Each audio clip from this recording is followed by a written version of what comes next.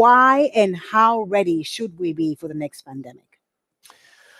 Well, governments are there to protect us. And so, they have us practice for earthquakes. They have a fire department with lots of full-time people to stop fires. They have armies that are there to deal with wars.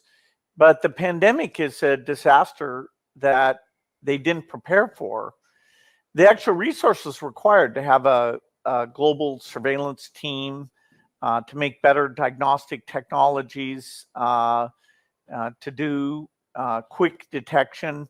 It's actually not going to be that expensive once the world gets organized and makes it a priority.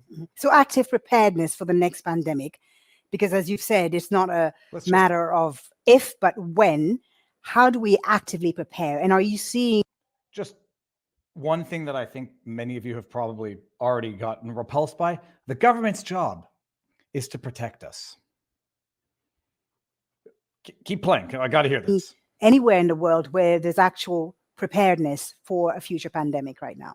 Well, there's some good innovation. The idea of improving the vaccines so that they block getting infection, making them so they last a long, long time. Being able to make very cheap diagnostics that you could literally produce billions of very quickly. So the innovation side, I think, is starting to move. But picking how we strengthen WHO, create a special organization dedicated to pandemics, how we staff that, how we get every country to practice. For fire, you've got fire drills, you've got signs. So we need a little bit of preparation so that we actually can stop something before it goes global. So we'll have lots of outbreaks, but we don't need to have pandemics. Right. Can you appreciate what he just said? Why and how ready? First of all, why? Why should we be ready for a pandemic? What a hard-hitting question coming from Al. Should we be for the next pandemic? Well, governments are there to protect us, and end it there. Governments are there to protect us.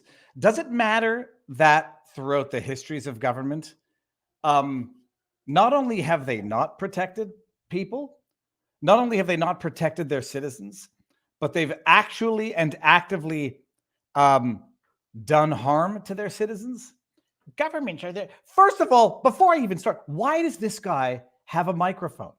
I know everybody jokingly says he bought it. He has, what's the word? Like curated geopolitics so that he now has the bullhorn, because that bullhorn was purchased. He became a billionaire because of his unscrupulous business practices in tech, such that he could then buy the influence of organizations, buy the influence of governments, such that a computer tech guy, and I'm not one who says stay in your lane. There's no reason why a computer tech guy can't know about pandemics. There's no reason why Elon Musk, who's a rocket guy, can't know about social media. But that doesn't mean that just because they are a billionaire tech guru, if that's what you want to call Bill Gates, that he knows anything about anything other than the fact that he's bought the bullhorn. Governments are there to protect us, except, when they experiment on us. And I'm not talking COVID, people, if that's what you thought. Tuskegee experiments. Governments are there to protect us, except when they commit atrocities against us that subsequent governments have to apologize for, such, at residential schools in Canada. Governments are there to protect us, except when, they poison us and then have to cover up the poisoning of their own citizens. That was, that they knew about. Governments are there to protect us.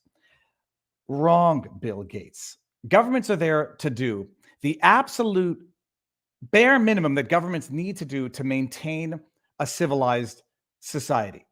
Law and order, critical infrastructure.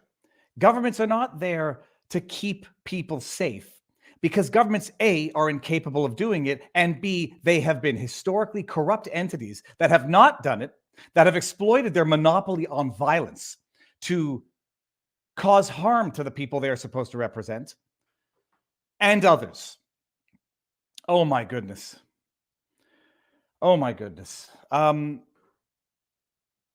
Listening to him talk, we should just get vaccines ready for the next pandemic. You don't even know what the next pandemic is going to be yet. You've already found the solution. And it's like people now, they just talk about vaccines like it's like a Band-Aid. Like, oh, okay, so we're going to have a pandemic. We'll just develop a vaccine. It's like that lawsuit that I was in with this useless partner of a shareholder whose contribution to the company was make it better, make it cheaper. Oh, okay, great. How? Make it better, make it. Oh, we're going to have a pandemic. Let's just make a vaccine. We need to get better at making the vaccines for the pandemic. So let's do some research on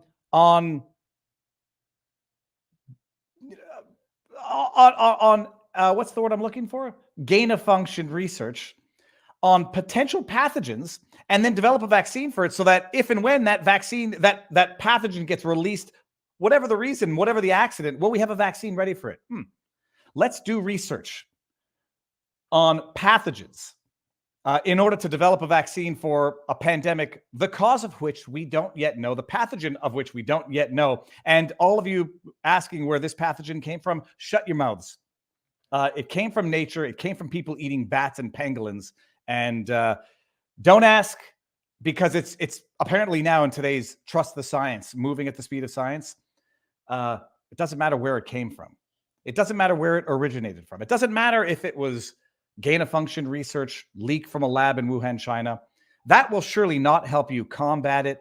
That will surely not help you deliver treatments, pandemic response. Doesn't matter. From a lab, from gain of function research, from nature, doesn't matter, according to the science. Okay. First of all, everybody, Happy New Year for those who don't follow vivabarneslaw.locals.com. This is not the first live stream by any means. I've been going live during the week.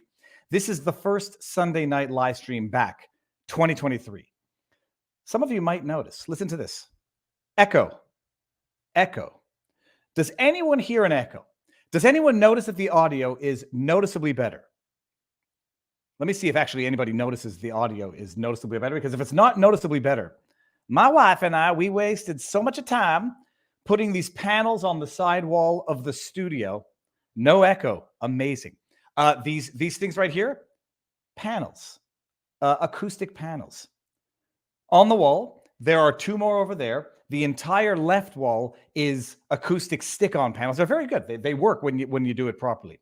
Posted a picture of it in Locals and on Twitter.